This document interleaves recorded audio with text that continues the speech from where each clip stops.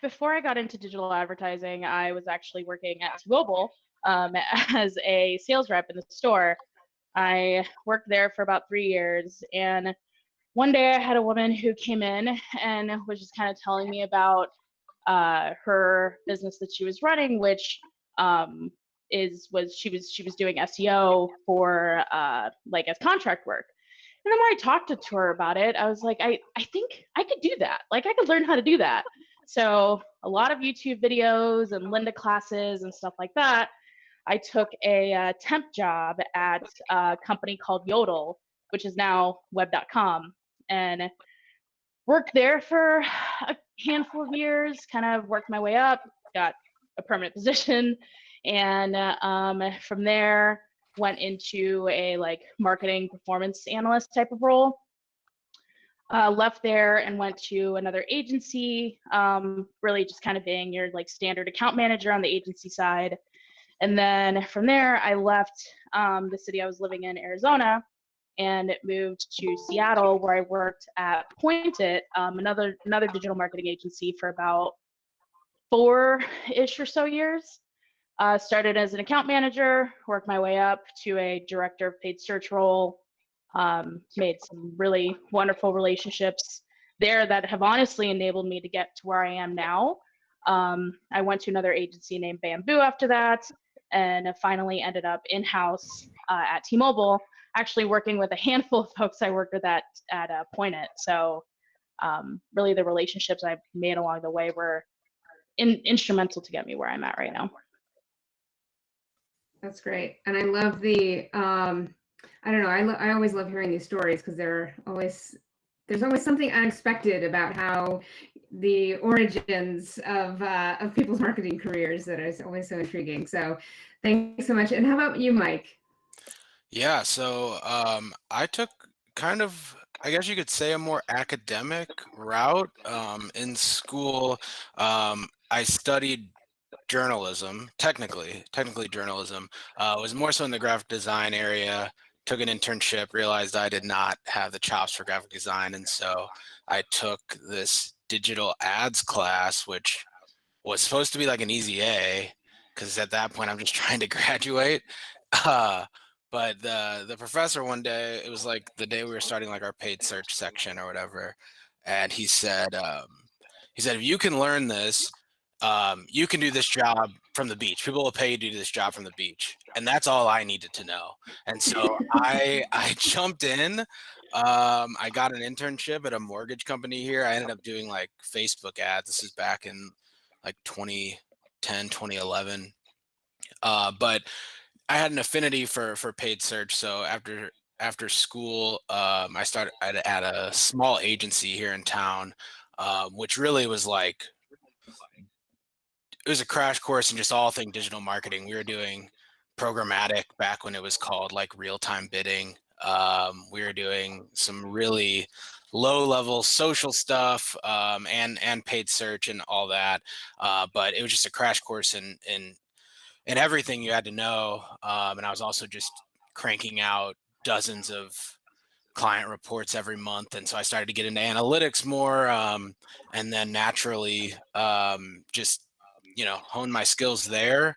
My buddy who runs suretybonds.com needed somebody to handle their paid search. That was the way they were getting a lot of leads at the time, and so I jumped on that. And similar to Natalie's story, it's just like off of those relationships, I was able to get some consulting clients here and there and just sort of work my way up within suretybonds.com, just getting to know the business. And with a lot of that agency experience really came in handy as we ventured into SEO and email and social and stuff. So I guess one, you're not at the beach. No. I'm in the middle of Missouri. I don't know what happened. Have you executed paid search on the beach? That's the real question that people want to know. I did. So in Chicago, but it counts. There's a beach there. I have a photo. It was like a monumental moment for me. It's like, I'm doing it. I sent it to my professor. It was good. I made it. Oh, that's great. So I guess, Natalie, can you just talk a little bit about sort of when you were, building your career, how much the sort of other disciplines affect your where you are today, and how important you think having that diversity of skills and experience has been. Yeah. So like my actual really like tactical experience has really been focused in on the paid search side of things. It has been from the very beginning, but I definitely would not have gotten to where I am today if I didn't at least have a strong working knowledge of how the other channels work. And when I say that, I don't necessarily mean like how do I push the buttons to activate against them, but more how do they relate and how does the consumer journey kind of intertwine between channels. And to be able to do that, you need to understand like how, like where these channels sit, how are they targeted, what, I guess kind of like what, how do they play with the other channels that you're activating against. At least from like an analytics side of things, I learned like the my analytical skill set from honestly need, from realizing that either we needed more in-depth reporting or I needed to find ways to execute reporting at scale, right? I think being able to lean in on the skill set that I would say is more like resourcefulness and kind of being scrappy and being able to like think on your feet and know how to approach things when you don't necessarily have all of the answers was more influential than like being the best at analytics, right? Like I think it's more about how how can I tap into those? And maybe I'm not the best at it, but I know enough to be dangerous, I guess is the best way to say it. Yeah. Yeah, and that was the office alarm going off. So I have 106 witnesses that I do work here, just Okay. in case like the cops come in or something. But Yeah, noted. yeah, I would 100% echo that. I know personally I would not be in the position I'm in now if I didn't have a pretty good understanding of the different marketing channels. There's once you start getting into it, there's so many relational points between email to search, paid search versus organic search to social and mobile and all that. I mean, they they're so intertwined, and you get to the point where your strategy sort of relies on a working knowledge of all these things um, to know where to spend your time in each vertical. There's a concept called the T-shaped marketer, which was floating around in like 2018, but I really latched onto that, and I can tell you that was a huge turning point for me to realize like, okay, this paid search and analytics things is good, but I really need to learn like SEO. Like for our business, SEO is huge, and I really needed to take time to learn that along with social, and now I'm doing that with social to understand the value that it can bring to the business. And so a lot of what I talked about in my keynote was that we're in this, what I was calling the predictive marketing era. And obviously predictive analytics, predictive marketing has been around for a while. But now with machine learning and AI essentially getting baked into every aspect of our campaign platforms, from the way that our ads get served to the audiences that are being targeted. We have controls over some of these things, but a lot of this we don't. The surfaces that our ads are getting served on. And so I guess there's a lot to understand in terms of how all of those systems work, for sure. And I think that's really critical, because don't want to use a smart bidding strategy that you don't understand. One, from a how it actually activates, to what that reporting means. And is it, ROAS, for example, is not a measure of profitability, right? It's just if you look at your ROAS and think, oh, this is great. I've got a 400% ROAS. I'm making bank, and then you realize from a a net profitability standpoint, you're losing money. So I guess this goes back to this question of, with all this kind of new technology, how much do the fundamentals still matter, and do they almost matter more than pre machine learning days, the days of you got to buy your keywords, make your ads, send them off, make your bids, right? Yeah, I was reading the article, listening to the keynote, and that same idea kind of jumped into my head. It's like, I mean, you kind of have to at this point, I'd imagine if you're really starting to get into this, you're trying to figure out your next step is maybe doing like a history lesson of like how the industry got to where it is, because I personally, and that's just the position I'm in, I personally can't imagine not having a strong core understanding of the fundamentals and then being able to jump um into Google Ads or something like that, right? Like, I created a campaign the other day. I haven't created a campaign in probably 2 years or so. I'm just kind of overseeing all that, but I went and created a campaign, and I was just going through it. Like, I don't know if I was a business owner, say I'm a business owner and I'm not specializing in this stuff, I just think there's a lot of people pitfalls people can fall down without really understanding what they're getting themselves into. Yeah, I definitely agree with that. And I think that having a strong foundation in the fundamentals of understanding like what are all the different inputs that an algorithm that an algorithm will take and make a decision off of allows you to more effectively, for lack of a better way of saying it, poke holes in what the algorithm is doing, right?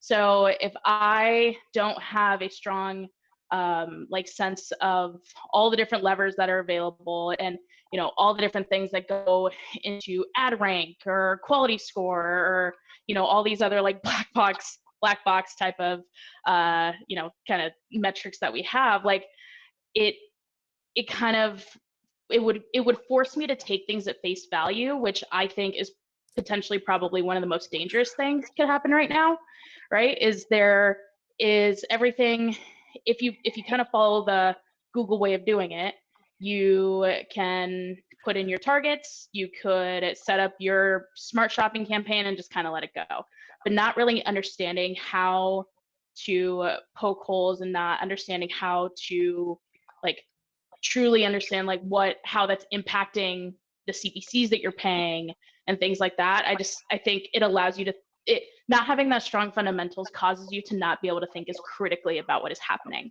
Mhm. And allow, as you said, Jenny, like, having an understanding of like what results actually mean, right? So return on ad spend doesn't mean profit, right? Profit doesn't mean incremental profit. So I think that goes even further, right? Is to understand like it's not just about how am I performing within my channel.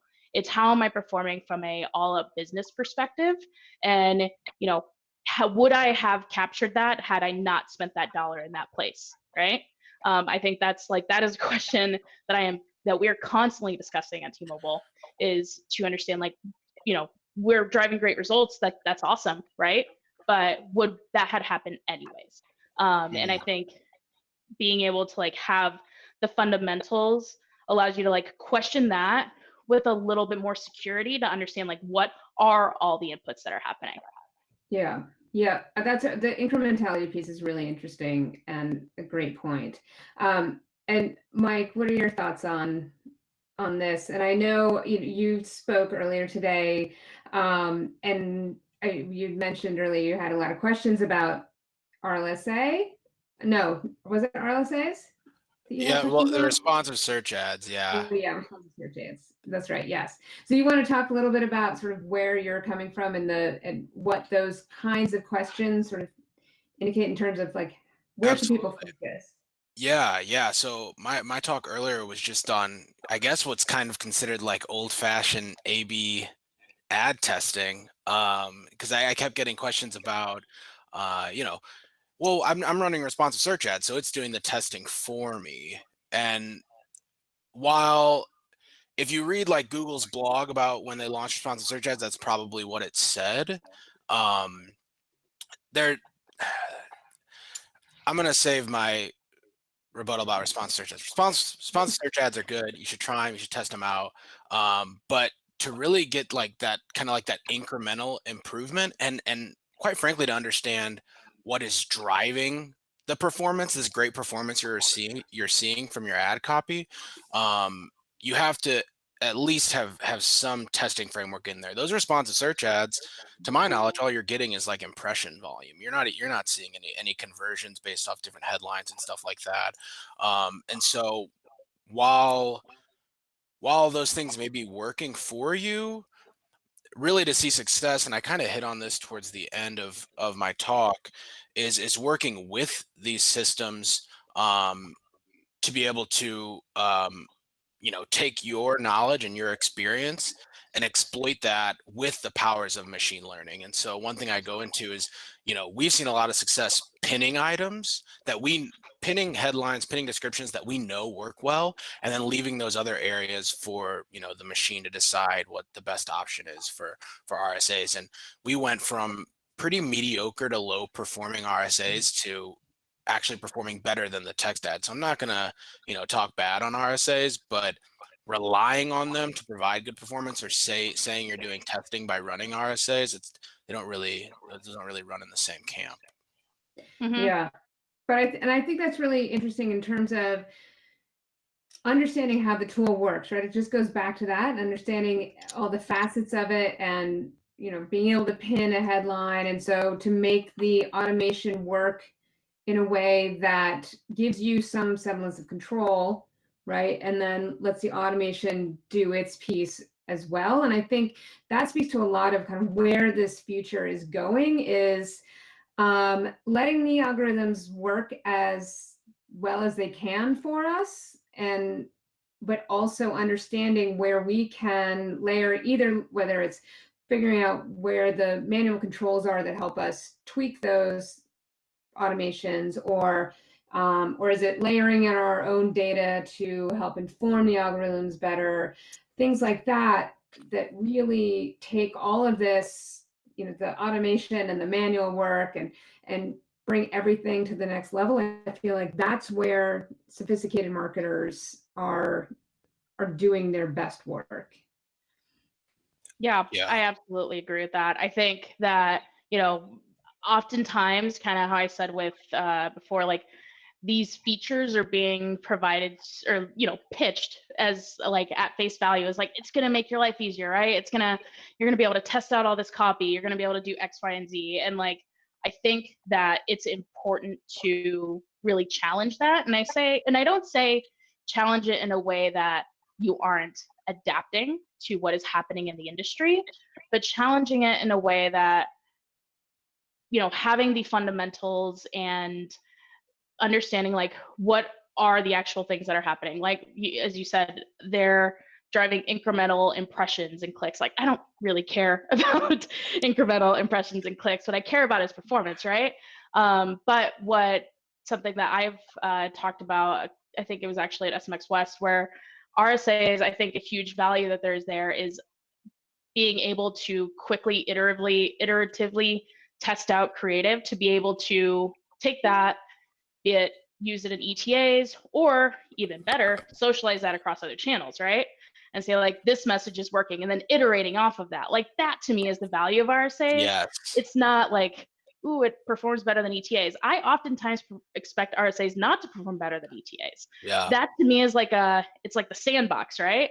Like that's kind of where you're like kind of playing out with these things. But then like, you take the winner, you level that up to an ETA, you slot another one in. And the idea with testing, it's iterative. It's you're trying to test and learn quickly, and sharing those insights, I think, is going to drive a whole lot more value than a really strong RSA is going to. Yeah, you're building that flywheel of momentum, right? And you're Mm-hmm. building off of those successes. One thing and then getting back to sort of like the fundamentals, or at least knowing what those levers are, is I see a lot of people not using audiences. So we're talking about, items that are just in Google's suite of tools and all that sort of stuff. Audiences are just one thing that is just, I mean, we've leveraged audiences pre-built. The custom intent audiences are phenomenal. And that's one area that, when we're talking about you're not paying for keywords, you're paying for, or you're targeting audiences. That's one thing I think a lot of people could probably spend a little more time on. Yeah, and I think that goes back to really, it's the audiences. It's not for the audience itself. It's for the signal that it provides. So it's for understanding how an additional signal impacts an algorithm, right? Right. And it's about like really kind of speaking to that predictive marketing. It's about understanding what are the inputs that you could feed into it, and like how predictive marketing is only going to be as good as the inputs that are provided. So understanding how you can actually provide more of those inputs and refine those as they go in, Exactly. That's great. So let's talk hiring and new skill mentoring. Sort of first, what are you looking for now when you're hiring somebody on your team, or somebody joins your team and you're like, this is why this person is going to flourish. What are you looking for? Yeah, I could start. I think I probably have a somewhat unpopular opinion amongst paid search marketers. At least I feel like I do, but I don't hire for the best paid search marketer out there. I think, as long as you understand it and have the fundamentals and stuff like that, I think that's important, right? But like, am I looking for the absolute best, most focused analytical person? Typically not, unless that's like the role that I'm hiring for. But what I think is much more valuable, especially as you start to think enterprise level, you're managing like large budgets, things of that sort. I think it really kind of leans a little bit more on the soft skill side. So things around like communicating effectively, being able to tell a story with data in a clear, concise way, understanding how this channel impacts the business from a macro perspective, versus just like within the channel. And then a huge one that I look for is just people who can communicate in a way that is influential. Because be it like on the agency side, you are like constantly influencing your clients to work, try a new tool out, or spend more money, or try a new feature out, something like that. But when you're working, especially like on the enterprise side of things, I feel like a lot of times we are influencing people to showcase the value of what we're doing. And numbers obviously speak volumes, but if you can't communicate in like an influential way, I feel like it doesn't land as effectively. Communication. Yeah. Yes. Yeah, communication. I mean, that's been a big thing over the last couple of months with everybody being remote. That has been pretty eye-opening. It's vastly different, how people communicate, or the lack thereof communication, when they don't have to be face to face with you. The biggest thing for me from a hiring perspective is just, and kind of just going off of Natalie's point, is like, not necessarily an expert, right? Like someone who's willing to learn. That's by and large the thing that I need to see. And so, the HubSpot certifications, different things like that. I personally, I love seeing that on resumes. I love going to Twitter profiles and seeing like retweets from search engine land and stuff like that. Knowing that you're a student of the industry, for me is huge, because that's one of the major reasons where I got to where I'm at. And so, sure, maybe I'm a little biased, but that was one thing I didn't really anticipate going into this profession. I mean, I knew I needed to learn a lot up front, but I didn't know all of I mean, obviously the constant changes, needed to be up on industry news, reading case studies, stuff like that. I didn't realize how important that was. And we don't have a lot of like innovative new ideas coming from suretybonds.com. We're just copying from a lot of people from other industries, and at this point it's hard to come up with that innovative new idea that nobody's done. We just try things out that we see in the wild, and see if they stick. And so if you aren't learning that stuff, or you aren't paying attention to that stuff, it's hard to be effective here. other interests, I skew towards people with like a psychology interest in psychology. I think empathy plays a big role in marketing, even on the digital Mm, side. Um, yeah. but yeah, for me, it's not necessarily about experience. Sure, that's great. Um, all the numbers that you can put on your resume is awesome, but I need to know that you're going to continually be learning. Yeah, I haven't hired in for a PPC role in a few years, but I kind of goes back to the fundamentals. I use the same thing. Hire for, do they have some analytical mindset? I don't care if they were an English major, like I was, but it's a can they understand the data, working with data from an analytical standpoint? Can they communicate that data and that curiosity? Like, is there that curiosity, like to what you both are talking about, and dig and try and experiment? And I don't think, as much as paid search has evolved over the last decade or so, those attributes have not changed, I don't think. But I will say, I guess from a, talking about data, are you focused on whether it's, statistics or testing? And are there new data requirements, data skills that you're looking for? Has that evolved in any way? Or do you see that data science becoming more of a requirement for paid search marketing, digital marketing in general? Or will it continue to be sort of a discipline within, you'll have a data science team, or you might have a data science person in the mix? How are you thinking about that?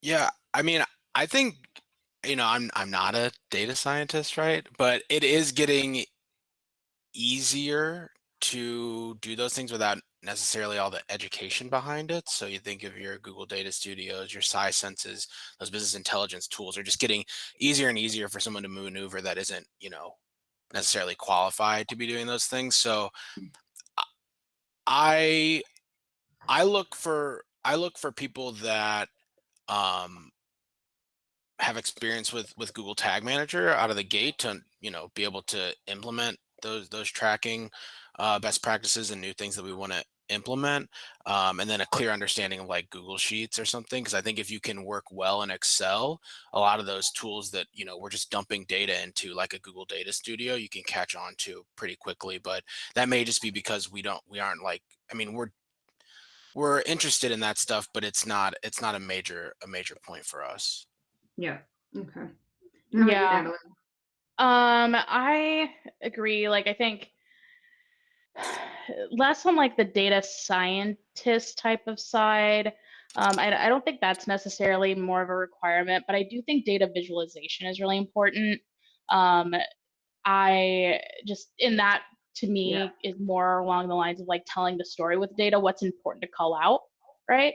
I think that's an important skill set. I don't think like managing databases and writing SQL is important. I am super supportive of it, but I wouldn't say that's like a big one for me. But going to what Michael just said around tag manager, I would actually lean more. I think ad technology is a really big piece that, especially as, like CCPA came out and, cookies and tagging just become more of a conversation around the country and just privacy concerns.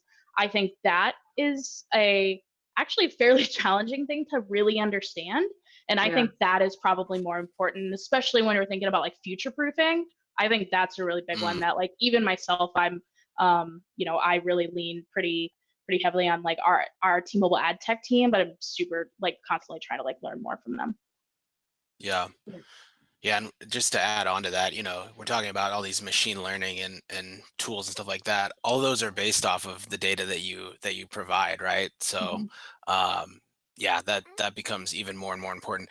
And another worrisome thing that came up, well, just through the questions, reading between the lines in my session, I was just worried about people, relying on these bid strategies that maybe don't have all the tracking they need for the data to, or for the machine learning to work for itself. But leave that Yeah. there. Well, no, that's a good point, because it again goes back to really understanding how all these systems work.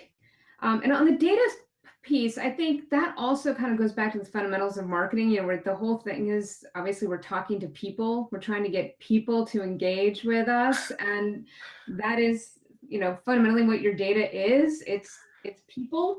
And so I guess I always kind of remind people of that, because I feel like it brings in the empathy with how you're thinking about when you're creating a funnel strategy, or you are uploading audiences of past customers to retarget to them, really thinking about the people side of your data. Helps, I feel like, with the messaging, with the creating your flow, all of that, and just kind of goes back to that, the fundamentals of what marketers are supposed to be doing. Oh Yeah.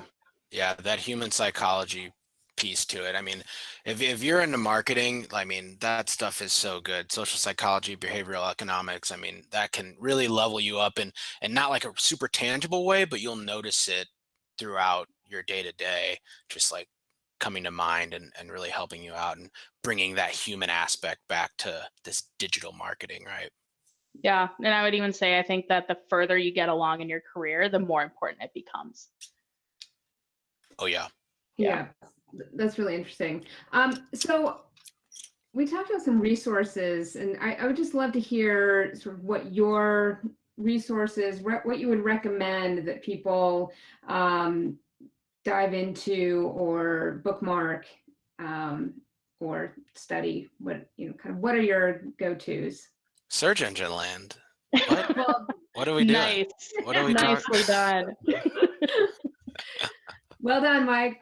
Well Yeah, done. Oh, yeah, I'll go. I'll Great. go. Um, for me, so I did write down some names, but I just Twitter is like is my spot. That's my jam. I don't tweet a lot, but that's where I get a lot of that inspiration I was referring to. That's how I keep up with my news. I do have all of our interns on day one after they complete all their HR documents. They log in their email and they sign up for the Search Engine Land daily newsletter, and that is a fact. I'm not making that up. But I did write down some names for Twitter just within different spheres. So I'll run through these really quick. Content and SEO. Uh, Andy Crestadina at Orbit Media, phenomenal. Glenn Gabe for algorithm updates. Cyrus Shepard, I think he had his thing earlier. SEO, great. PPC, Will Reynolds, Joe Martinez, and just PPC chat, hashtag PPC chat, great you resource. took mine. And just, I mean, the thing is, you don't need that many people because people are retweeting other people's stuff, and so you just naturally find more and more people. Seth Godin for just general stuff. I think his newsletter's great. I found this new guy, Matt Kobach, for social. He's been doing some really cool, this is more organic social, but he's been doing some really cool stuff on Instagram Live, bringing in some really cool guests. And then for analytics, Google Tag Manager, Simo Ahava. I don't remember what his blog is off the top of my head, but he's like the Google Tag Manager master, basically. Yeah. Yeah. All right. Great. And how about you? Well, I was going to mention the hashtag PPC chat. I think that it was like really actually engaging on that and has been really, really important in my career, just because it's like the Tuesday morning, 9 a.m., well, I guess 9 a.m. on my side, chat that happens. Like that's definitely super helpful. But what I think has been more helpful is just engaging in the discussions there. Like, I know Kirk, I think, what's Kirk's last name? Williams. Williams. Yeah. Kirk Williams on the shopping side is super helpful. Dwayne Brown is always like, I know I could always ask him a question and he's super, super helpful. I think that's been really big. Will Reynolds, I really love what he does. I think it's on LinkedIn, the like Wasteful Wednesday sessions that he's doing. That is really, really nice. Daniel Gilbert and Frederick Valleys on the script side. Like, I know negative 100 about coding and scripts, and I have implemented scripts because of these guys. So Yeah. that has been Yeah. really, really nice. They make it easy for even me to understand. So that's been really big for me. But as I said, like, it's more about like engaging in the conversation of these people versus the actual like chat itself. Also, something that has been helpful, really specifically on the analytics side, is Reddit. So there's a bunch of different subreddits for like Google Data Studio, Power BI, Excel, and there two more times that I'm probably comfortable to admit have posted on there just like, hey, I'm trying to like tackle this problem, can someone help me? And I've had a ton of people help me with Excel formulas or troubleshooting something in like Power BI, stuff like that. I taught myself Data Studio pretty much by reading everything off of Reddit and searching for the problems that I was having. So I think that has been some of the big resources for me. I also, not to just say it, but Search Engine Land is one of the ones that I like when I'm like, what's happening in the industry? Like, Ginny, you guys are awesome at this, super on top of it. So that's something that we're constantly sharing those articles around at the T-Mobile side. But I think those are probably some like the biggest resources I tap into, PPC chat definitely being a big one. That's great. Good list. Thank you both. Yeah, of course.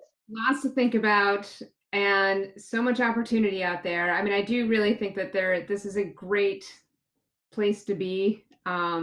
Lots to continue to learn, evolve, grow, and so thank you all for joining us.